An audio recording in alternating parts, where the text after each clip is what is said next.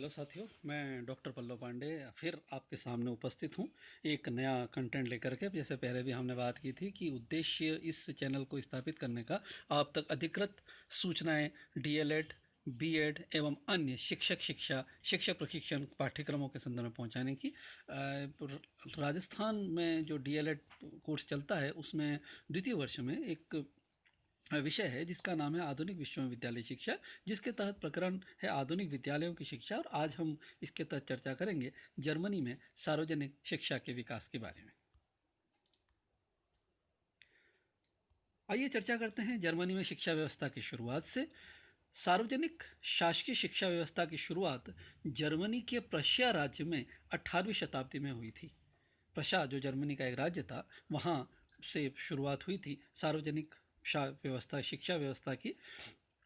प्रशिया स्वयं को एक शक्तिशाली सैन्य राज्य के रूप में विकसित करना चाहता था, है ना, क्योंकि उस वक्त सैन्य शासन था। तो जो भी शासन अपने आप को सैन्य शक्ति से संपन्न करना चाहता था, तो वह अपने नागरिकों को भी कुछ सुविधाएं प्रदान करना चाहता था। आगे हम इसके बारे में और चर्चा करेंगे ताकि आपका कॉन्सेप्ट क्लियर होगा। वहाँ के शासकों की धारणा थी कि सार्वभौमिक प्राथमिक शिक्षा के माध्यम से भावी प्रजा को राजा के प्रति वफादार बनाया जा सकता है ना। देखिए, राजा के प्रति वफादार और आज्ञाकारी बनाने के लिए शिक्षा जो थी वो प्रदान की जाती थी।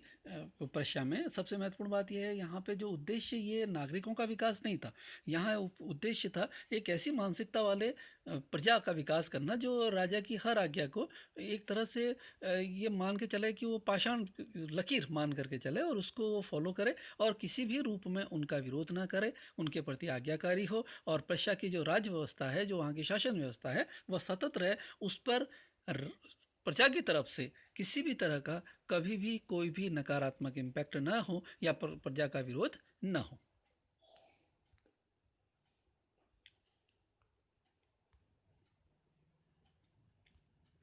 इस कारण शासकीय खर्च में सभी वर्गों के बच्चों के लिए निःशुल्क शालाएं स्थापित हुई, है ना। इस क्योंकि शासन का उद्देश्य क्या था?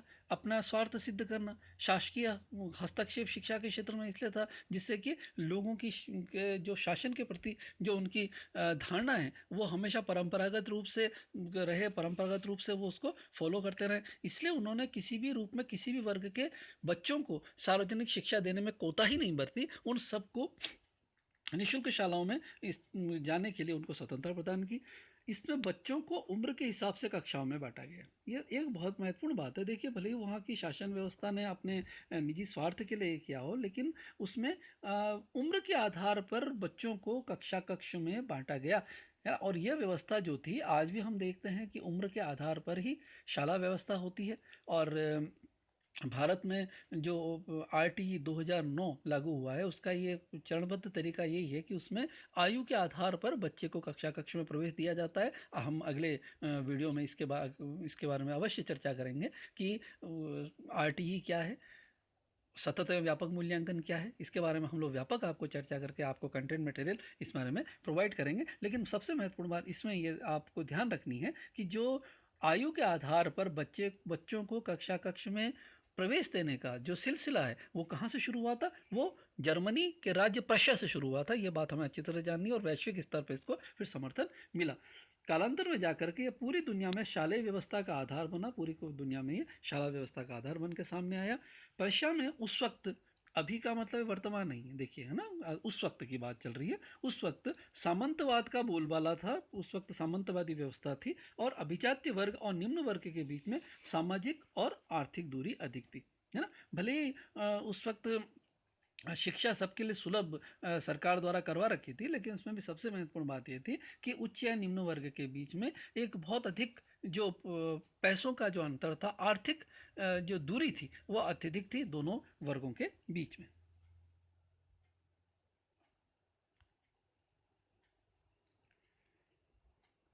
तत्कालीन प्रशा में यहूदी और पॉलिश भाषा के बोलने वाले अल्पसंख्यक भी काफ़ी अधिक थे।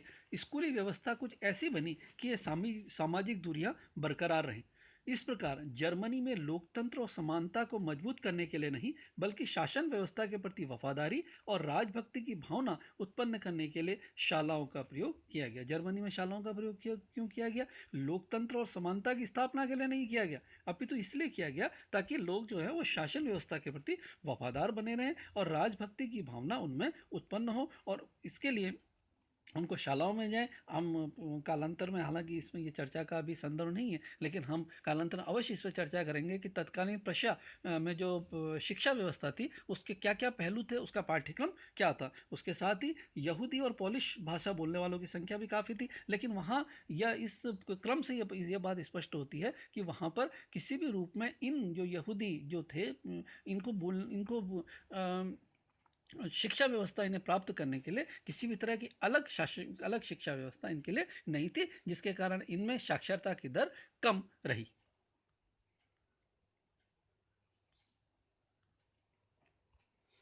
जर्मनी में मजदूरों व अभिजात्य वर्ग के बच्चों को शिक्षा के माध्यम से अलग रखने के लिए यह व्यवस्था थी कि ज़्यादातर बच्चों को 10 साल की उम्र में ही वोकेशनल यानी कि उत्पादक कार्य का प्रशिक्षण दिया जाने लगा, और बहुत थोड़े से बच्चों को अकादमिक शिक्षा, जिसमें वो कॉलेजेस में पढ़ करके उच्च शिक्षा प्राप्त करते थे, इसकी व्यवस्था की गई। देखिए, एक महत्वपूर्ण पहलू इसमें यह था कि अब शासन के प्रति राजभक्ति उत्पन्न करने के लिए प्रारंभिक सार्वजनिक शिक्षा की व्यवस्था तो होगी, लेकिन अंतर कहाँ किया जाए? भाई, कहीं ना कहीं उस वक्त राज व्यवस्था का नकारात्मक पहलू या सामंतवादी व्यवस्था का नकारात्मक पहलू क्या होता है? पक्षपाती भावना, है ना। उनमें एक अपने समूह के प्रति उच्च जो समूह है उस समूह के प्रति उन लोगों में एक यह भावना होती है कि वे अपने जो ग्रुप है, जो समूह है, उनको एक एलीट या अलग वर्ग में करके रखें। तो उसके लिए उन्होंने मध्यम मार्ग आप कहें या किसी तरह षड्यंत्र के रूप में आप कहें, तो उन्होंने प्राथमिक शिक्षा तो बच्चे को आरंभिक शिक्षा तो प्रदान करते थे,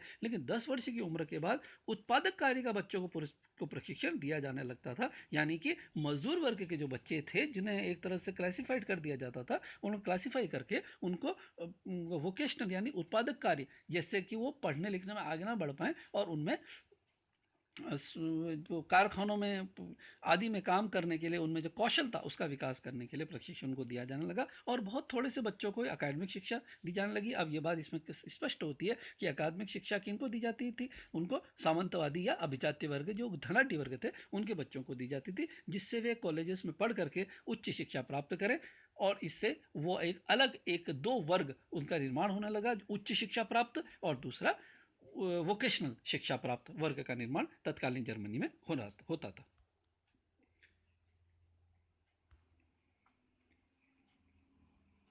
चलिए, आइए चर्चा कर लेते हैं जर्मनी में वर्तमान शिक्षा व्यवस्था क्या है।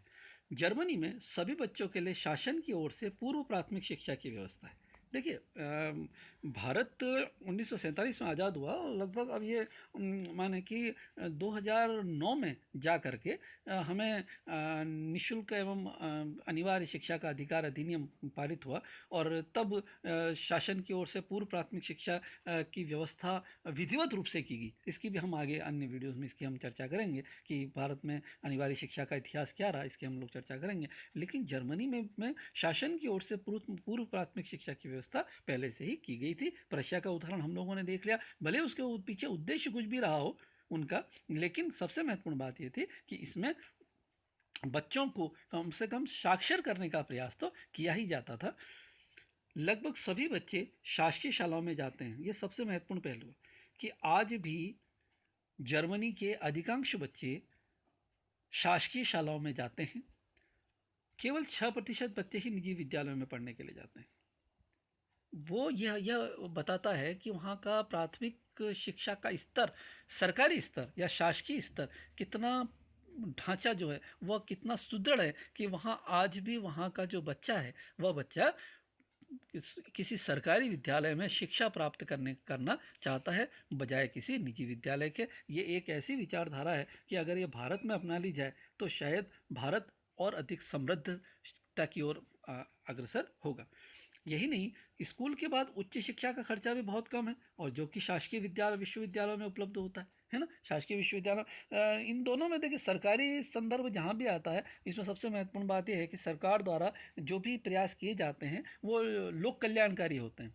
है ना। लोक कल्याणकारी शासन व्यवस्था क्या होती है, इसके बारे में हम आगे के कुछ वीडियोस में हम आपको इसके बारे में बताएंगे, क्योंकि ये भारतीय संविधान का मूल स्वरूप है। जन कल्याणकारी और लोक कल्याणकारी राज्य होता है ना, उसकी हम लोग व्यापक चर्चा करेंगे। तो जो लोक कल्याणकारी राज्य होता है उसमें शिक्षा पर सबसे ज़्यादा जोर दिया जाता है, शिक्षा और स्वास्थ्य पर। तो शिक्षा पर जोर दिए जाने के पीछे सबसे महत्वपूर्ण पहलू ये होता है कि शिक्षा व्यवस्था को निःशुल्क हो, शिक्षा व्यवस्था हर वर्ग के बच्चे तक निःशुल्क पहुँचे। अंतिम जो वर्ग है, जो उसके बच्चे तक, अंतिम बच्चे तक यह शिक्षा व्यवस्था पहुँचे, यह सरकार द्वारा पर प्रयास किया जाता है। लेकिन जर्मनी की सबसे बड़ी विशेषता ये है कि यहाँ पर न सिर्फ प्रारंभिक शिक्षा, अभी तो यह प्रयास भी किया गया है कि यहाँ पर जो विश्वविद्यालय शिक्षा है वह भी समाज के निम्न तबके के सबसे अंतिम बच्चे तक पहुँच सके। जर्मनी में 6 से 17 वर्ष की आयु तक सबको अनिवार्य शिक्षा के लिए विद्यालय में जाना पड़ता है। ये एक महत्वपूर्ण पहलू है ना, कि वहाँ पे 6 से 17 वर्ष की आयु तक निःशुल्क एवं अनिवार्य शिक्षा की व्यवस्था है, और अनिवार्यता वहाँ बच्चे को विद्यालय जाना ही पड़ता है। प्रथम चरण क्या है, 6 वर्ष से 10 वर्ष तक। प्रथम चरण में 10 साल की उम्र तक समस्त बच्चे एक साथ प्राथमिक विद्यालयों में पढ़ाई करते हैं। 4 साल तक जो बच्चा जो है वह प्रारंभिक शिक्षा अनिवार्य रूप से ये प्राथमिक शालाओं में प्राप्त करता है। तत्पश्चात उसकी शैक्षणिक योग्यता व रुचि, एक महत्वपूर्ण पहलू यहाँ आ रहा है, रुचि। शैक्षणिक योग्यता एवं रुचि के हिसाब से उसका उनका बच्चे का अभिभावक या शिक्षक यह तय करता है कि वह बच्चा आगे किस तरह की शिक्षा प्राप्त करेगा। ये बहुत ही महत्वपूर्ण पहलू है कि एक बच्चे की रुचि के आधार पर, एक बच्चे की शैक्षणिक योग्यता के साथ साथ उसकी रुचि के आधार पर उसको भविष्य में पढ़ने की सुविधाएं प्रदान करना, यह जर्मनी की शिक्षा व्यवस्था का एक महत्वपूर्ण पहलू है। वहाँ पर दबाव की शिक्षा नहीं होती। वहाँ पर जो शिक्षा का जो प्रक्रिया है, जो शिक्षा का प्रयास है, हम आगे कुछ जो वीडियोस हैं उनमें हम आपको विश्व के प्रमुख शैक्षिक विचारकों के बारे में, इवान इलिच के बारे में, पाउलो फ्रेरे के बारे में और जॉन हॉल्ट के बारे में, एस नील के बारे में, जब हम गिजुभाई बधेका के बारे में जब हम चर्चा करेंगे तो उसमें भी हम पाएंगे कि उसका मूल सत्व यही है कि शिक्षा व्यवस्था की भारतीय आधार पर या विदेशों में भी एक बहुत बड़ी कमी के रूप में उभर करके ये आया था कि वहाँ शिक्षा को बच्चों पर बड़ों की मर्जी के आधार पर थोपा जाता था। उन्हें स्वतंत्र सोचने के लिए, स्वतंत्र कार्य करने के लिए प्रेरित नहीं किया जाता था। तो यहाँ सबसे बड़ी विशेषता यह है कि शैक्षणिक योग्यता और रुचि के आधार पर पालक और शिक्षक तय करते हैं कि वह बच्चा आगे किस तरह की शिक्षा प्राप्त करेगा। ये विचारणीय बिंदु है। इसे हमें भारतीय परिप्रेक्ष्य में भी इसे अपनाया जाना चाहिए, और धीरे धीरे अब इस पर भी काम होना शुरू हुआ है, और हम लोग भी इस बारे में, भारत में भी इस फील्ड में जागृति आने लगी है।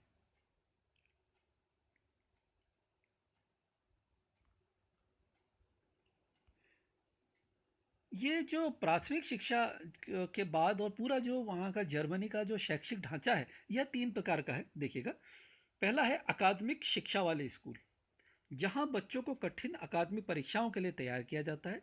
इस परीक्षा से उत्तीर्ण होकर के ही बच्चा किसी विश्वविद्यालय में प्रवेश कर पाता है। देखिए, बच्चे ने प्राथमिक शिक्षा प्राप्त कर ली, उसके बाद जब वो हायर एजुकेशन के लिए जब बच्चा जाता है, तो हायर एजुकेशन में जाते वक्त उसे शिक्षा विद्यालय शिक्षा प्राप्त करने के बाद जब हायर एजुकेशन के लिए वो जब जाता है, तो वहाँ बच्चे की, हम पहले भी चर्चा कर चुके हैं कि बच्चे की बौद्धिक स्थिति, बच्चे की जो शैक्षिक उपलब्धि है, इसके आधार पर उस बच्चे को अकादमिक शिक्षा प्रदान करने वाले स्कूलों में भेजा जाता है, जहां बच्चों को कठिन अकादमिक परीक्षा के लिए तैयार किया जाता है। इस परीक्षा में उत्तीर्ण होकर के ही वह विश्वविद्यालयों में प्रवेश पा सकता है। इससे पता लगता है कि विश्वविद्यालय में प्रवेश परीक्षा द्वारा प्रवेश जर्मनी में दिया जाता है, और वहाँ के वहाँ वो उच्च प्रबंधकीय नौकरियां भी पा सकता है। क्यों? क्योंकि बच्चे की रुचि के आधार पर जब उसे अकादमिक वातावरण के लिए ढाल करके उसे जब तैयार किया जाएगा, तो ये मान करके चलें कि वो कालांतर में अपने शिक्षा में और अधिक इम्प्रूवमेंट लेकर के आएगा, और वो बिल्कुल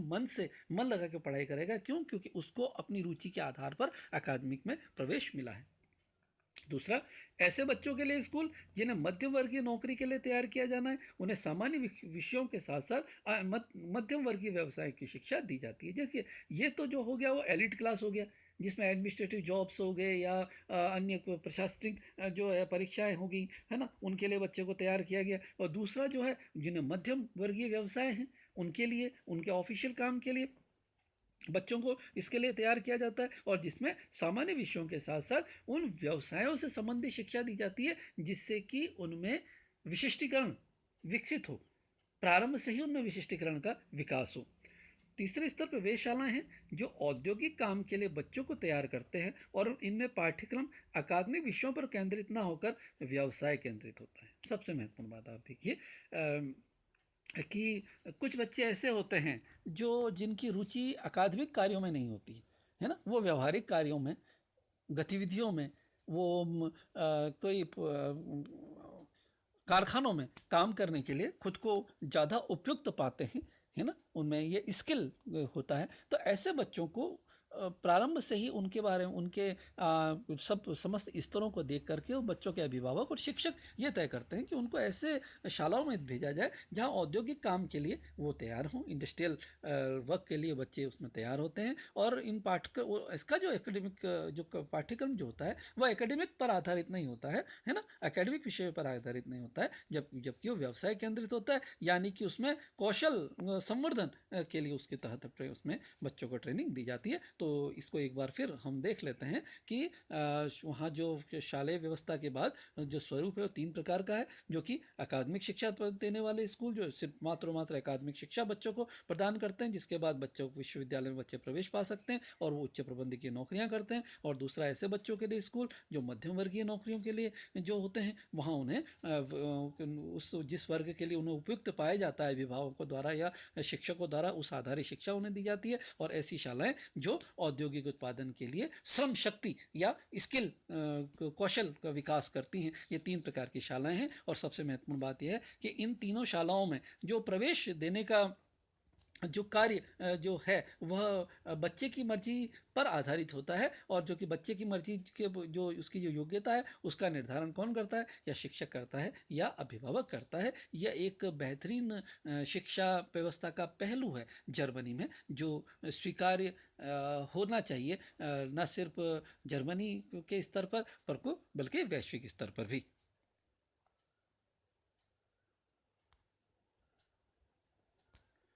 दूसरी और तीसरी प्रकार की शालाओं में 10वीं कक्षा की परीक्षा में उत्तीर्ण होकर के नवयुवक एक विशेष व्यवस्था में शामिल होते हैं, है ना। जो दूसरी और तीसरी प्रकार की कौन सी है? सबसे पहले वाली जो है, वापस देख लीजिए एक बार, पहले वाली जो अकादमिक शिक्षा वाली, वहाँ का कॉन्सेप्ट तो बिल्कुल क्लियर है ना, उसके बारे में तो हम चर्चा कर चुके हैं। जो वहाँ तो सिंपल, जैसे कि हमारे यहाँ की शिक्षा व्यवस्था है उसका वो स्वरूप वहाँ पर। लेकिन द्वितीय एवं तृतीय जो इसमें जो शिक्षा व्यवस्था वाली जो हैं शालाएं हैं, वहाँ 10वीं कक्षा के बाद परीक्षा में उत्तीर्ण होकर के नवयुवक एक विशेष व्यवस्था में शामिल होता है। इसे व्यावसायिक प्रशिक्षु व्यवस्था कह सकते हैं, है ना। इंटर्न उसमें व्यवस्था उसमें होती है, वोकेशनल इंटर्नशिप वहाँ पे लागू होती है। इसके तहत छात्र किसी कंपनी में ट्रेनी के रूप में, प्रशिक्षु के रूप में दाखिला लेते हैं, और साथ साथ सप्ताह के 2 दिन शासन द्वारा संचालित व्यावसायिक शिक्षा संस्थानों में भी जाते हैं। देखिए 6 दिन के सप्ताह होता है, जिसमें से 4 दिन वह इंटर्न के रूप में किसी कंपनी में वह दाखिला लेता है वोकेशनल ट्रेनिंग के लिए, और साथ ही साथ वह 2 दिन किसी शासकीय विद्यालयों में जाता है अपने वोकेशनल डेवलपमेंट के लिए। वहाँ स्कूल्स में क्या सीखेगा वो? ऐसे स्कूल्स में वह थियरी पार्ट सीखेगा, और रिमेनिंग 4 दिन जो हैं, जब वो उस कंपनी में जब जाएगा, प्रशिक्षक के रूप में जाएगा, तो जो थियरी है उसको प्रैक्टिकल में कन्वर्ट करेगा, यानी कि सैद्धांतिक को व्यवहारिकता में ढालेगा। और यह जर्मनी की शासन व्यवस्था का एक अत्यधिक सुदृढ़, स्वीकार्य और सराहनीय पहलू है। इस दौरान कंपनी में उन्हें कई प्रकार के कामों में भाग लेने का अवसर मिलता है, और सबसे महत्वपूर्ण बात, उनको बच्चों को प्रशिक्षु भत्ता मिलता है। देखिए बच्चों को स्टाइपेंड मिलने लग जाता है, यानी कि प्रारंभ से ही 10वीं कक्षा के बाद ही बच्चों को भत्ता मिलने लग जाता है, यानी कि बच्चों में आत्मनिर्भरता की भावना विकसित होती है, बच्चा स्वाभिमानी होता है, और बच्चा अपने आप को और अधिक कार्य करने के लिए वह स्वप्रेरित करता है। 2-3 साल के इस तरह के जो ये वोकेशनल इस कोर्स है, इसके बाद वे किसी भी कंपनी में काम करने के लिए तैयार हो जाते हैं। देखिए, है ना, सैद्धांतिक हमारा जीवन का मूल क्या है कि हम तभी सफल माने जाएंगे जब हम व्यवहारिक रूप से सुदृढ़ होंगे। और व्यवहारिक रूप से हम तब सुदृढ़ होते हैं जब हम सैद्धांतिक जो ज्ञान हमारे पास है उसको हम व्यवहारिक रूप से लागू करें। हम सामान्यतः जब बात करते कहते हैं ना, अरे वो बहुत व्यवहारिक व्यक्ति है ना, प्रैक्टिकल व्यक्ति है। तो प्रैक्टिकल शब्द का क्या अर्थ होता है? जो थियरी को व्यवहार में लेकर के आए, जो थियरी को जीवन में अपनाए। और जर्मनी की शिक्षा व्यवस्था का सबसे महत्वपूर्ण पहलू यह है कि जर्मनी की शिक्षा व्यवस्था मात्र थियोरेटिकली नहीं है, अपितु वो थियरी के स्थान पर प्रैक्टिकल का वो समर्थन करती है, प्रैक्टिकल वो प्रदान करने की बात उसमें करती है, इस कॉन्सेप्ट के तहत आता है। तो ये महत्वपूर्ण पहलू है, इसे आप हमें ध्यान में रखना है कि एक प्रकार की शिक्षा व्यवस्था मात्र एक प्रकार की नहीं होती है जो भारत में चलती है या कई अन्य देशों में चलती है, जहाँ मात्र और मात्र सैद्धांतिक ज्ञान ही दिया जाता है, अपितु छात्रों को बेहतर ये है, देखिए 6 दिन में से 2 दिन ही उसे सैद्धांतिक ज्ञान दिया जा रहा है और 4 दिन उसे उस कंपनी में उसे छोड़ दिया जा रहा है, वहाँ जहाँ प्रशिक्षक के रूप में जहाँ उस काम कर रहा है और जहाँ उसको भत्ता भी मिल रहा है, ताकि वह बच्चा अपने सैद्धांतिक ज्ञान को व्यवहारिक ज्ञान में परिवर्तित करे, पहली बात। और दूसरी बात, उस बच्चे में आत्मसम्मान और स्वाभिमान की भावना का विकास होता है।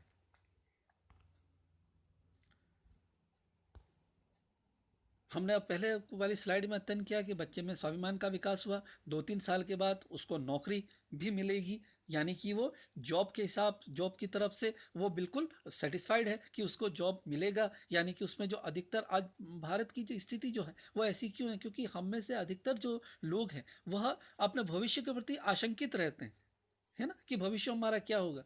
जबकि देखिए वहाँ का बच्चा, जर्मनी में जो बच्चा है वो भविष्य के प्रति आशंकित नहीं है, क्योंकि वहाँ की व्यवस्था ही कुछ इस तरह से।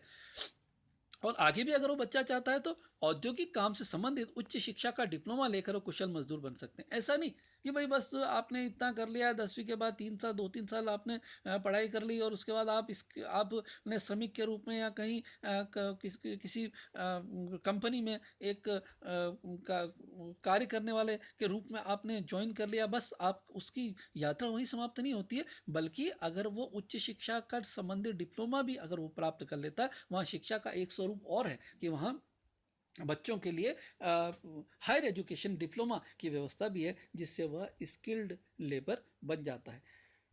जर्मनी में उच्च शिक्षा संस्थानों में आधे से अधिक तकनीकी और औद्योगिक शिक्षा से संबंधित हैं। देखिए एक महत्वपूर्ण पहलू ये है कि जर्मनी में जितने भी उच्च शिक्षा प्रदान करने वाले जो विद्यालय हैं, है ना, वो विश्व महाविद्यालय हैं, वे समस्त महाविद्यालयों का अधिकतर जो भाग है वह इंडस्ट्रियल एजुकेशन देता है, औद्योगिक शिक्षा उन्हें प्रदान करता है। ये क्योंकि देखिए अगर हम किसी को भूख के भय से मुक्ति दिला पाए तो ये सबसे बड़ी उपलब्धि होती है किसी भी सरकार के लिए, है ना। तो भूख से भय से मुक्ति दिलाने की एक जो परंपरा, जो व्यवस्था जो प्रशा के समय से कहीं ना कहीं चली आ रही है जर्मनी में, वह अत्यधिक सकारात्मक रूप से उभर करके सामने आई। और एक बात सबसे बड़ी महत्वपूर्ण बात यह है कि जर्मनी का बच्चा बहुत कम किसी दूसरे देश में जाता है, क्योंकि उसके पास वहीं बहुत ज़्यादा जो संसाधन है वह उपलब्ध होते हैं। जर्मनी की शिक्षा व्यवस्था समाज में कुशल कारीगर व मजदूर तैयार करने पर काफ़ी जोर देती है। ये जर्मनी की शासन व्यवस्था जो है वो वो शिक्षा में मात्र सिविल सर्वेंट बनाने के लिए ये व्यवस्था नहीं है, अभी तो वहाँ ये व्यवस्था है कि समाज को कुशल कारीगर, स्किल्ड जो मैसन्स हैं और मजदूर हैं, लेबर, उन्हें प्रदान किया जाए, यानी कि श्रम शक्ति, कुशल श्रम शक्ति प्रदान की जाए। यह जर्मनी की शासन व्यवस्था का एक महत्वपूर्ण पहलू, जर्मनी की शिक्षा व्यवस्था का एक महत्वपूर्ण पहलू है, यह हमें ध्यान रखना है।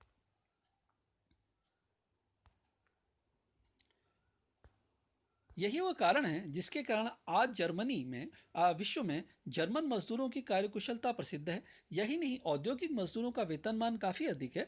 एक कुशल मजदूर की कमाई किसी विश्वविद्यालय शिक्षित व्यक्ति की कमाई के बराबर या अधिक भी हो सकती है। एक महत्वपूर्ण पहलू यहाँ देखिएगा आप, है ना, कि वहाँ वाइट कॉलर जॉब जो होता है, यानी कि सफ़ेद पोस्ट जॉब, वो उतना नहीं कमाता है जितना कि एक स्किल्ड लेबर या एक श्रमिक या एक कारखाने में या खदान में काम करने वाला व्यक्ति कमा लेता है। और यह सबसे बड़ी विशेषता है कि वैश्विक स्तर पर जर्मन के मज़दूर जो हैं, जर्मनी के जो मज़दूर हैं, जर्मन लेबर जो है, उनकी कार्यकुशलता सबसे ज़्यादा और सबसे सटीक मानी जाती है। देखिए, एक ये महत्वपूर्ण पहलू है ना? वहाँ श्रम शक्ति पर गौर या श्रम शक्ति पर गर्व करने वाली बात वहाँ पर है। ये एक महत्वपूर्ण पहलू है जिसके बारे में हमें विचार करना चाहिए अपनी शिक्षा व्यवस्था के संदर्भ में। वर्ष 2000 के आंकड़े बताते हैं कि लगभग 55% छात्र तीसरी धारा में पढ़ रहे थे।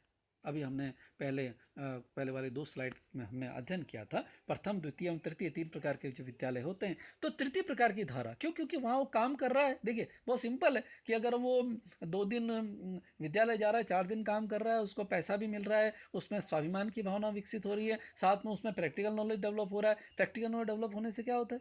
उसमें आगे से आगे उसमें बढ़ने की ललक है, और उसको पता है भाई कि मैं इतना ज़्यादा पढ़ूंगा, पढ़ने के बाद अगर मैं कोई नौकरी लूँ, इससे अच्छा तो मेरी योग्यता के आधार पर या मेरे इंटरेस्ट के आधार पर यह नौकरी जो है वो क्या बुरी है ना? तो बच्चा दबाव के आधार पर नहीं, अपितु अपनी सुविधा के आधार पर, अपनी रुचि के आधार पर वहाँ शिक्षा व्यवस्था को अपनाने में के लिए स्वतंत्र है। और 2000 के आंकड़े बताते हैं कि 55% छात्र तीसरी व्यावसायिक यानी व्यावसायिक धारा में पढ़ रहे थे, जबकि 34% छात्र दूसरी यानी कि मध्यम व्यवसाय में पढ़ रहे थे, और मात्र 11% लोग ही, बच्चे ही जो थे वह अकादमिक धारा में थे।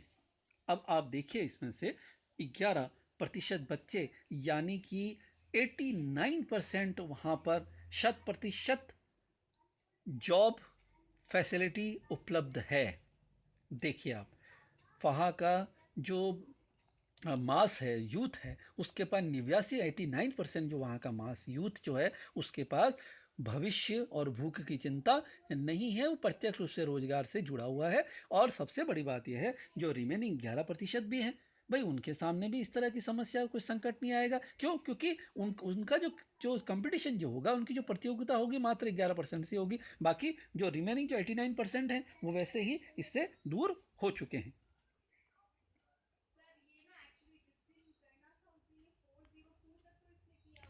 साथियों, धन्यवाद यह वीडियो देखने के लिए। अगले वीडियो में हम लोग चर्चा करेंगे संयुक्त राज्य अमेरिका में सार्वजनिक शिक्षा व्यवस्था के विकास के बारे में। मित्रों, यह इस चैनल के गठन का एकमात्र उद्देश्य आप लोगों को अधिकृत कंटेंट शिक्षा के संबंध में, शिक्षक प्रशिक्षण पाठ्यक्रमों के संदर्भ में प्रदान करना है मेरा। यदि आपको यह वीडियो पसंद आया है तो आप लाइक करें, शेयर करें और सब्सक्राइब करें। अगर आपको कोई और क्वेरी है, या अगर आप और कोई कंटेंट स्पेशल मुझसे चाहते हैं, तो कृपया कर कमेंट बॉक्स में अपना कमेंट मुझे ज़रूर दें। धन्यवाद, शुभकामनाओं के साथ।